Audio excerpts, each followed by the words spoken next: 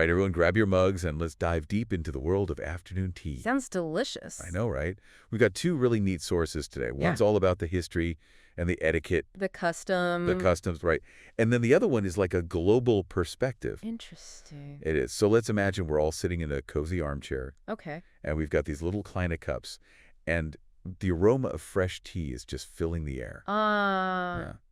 So our first source jumps right in with Anna, the Duchess, who pretty much invented afternoon tea. The inventor of afternoon tea. She was just hungry. Really? Yeah, she needed a little something between lunch and dinner. Huh.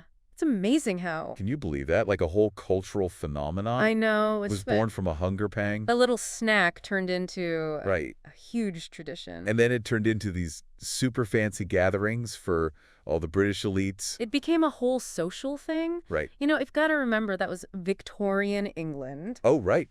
Very strict social rules, but afternoon tea gave them a way to be a little bit more relaxed. Exactly, but still in a structured setting. Right. It makes sense. And especially for women, back then they didn't have a lot of opportunities to get together. To socialize. Exactly. Yeah. Outside of those really forming events. Like balls and... Yes, exactly. So afternoon tea, that was their domain. That's cool. They could network, share news. Ooh, gossip. Maybe a little bit of gossip. Yeah. But then a bit of... political maneuvering. You could say that. I love that. Okay, but this whole low tea versus high tea thing. Oh, yeah. It always gets me. I know, it's confusing. So our source is saying I had it backwards. Really? Like completely backwards. Oh, wow. Low tea is actually the fancy one. That's right. The one with all the little sandwiches. Yeah, those tiny sandwiches. And the pastries. And those low tables. Exactly. Okay, so low tea is for the elites. Right. So what was high tea then?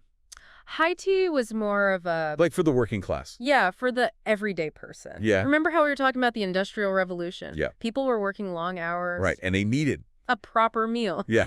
At the end of the day. Exactly. So high tea was actually their dinner. Basically, yeah. They would have things like meat pies. Hearty. Lots of bread. Heights beds. Oh, yes. Plenty of cheese. And of course, lots and lots of tea. Always. That's total sense. Right. It all ties back to what was happening back then. I know. But how did tea itself become such a staple, a British thing? It's fascinating, isn't it? Yeah.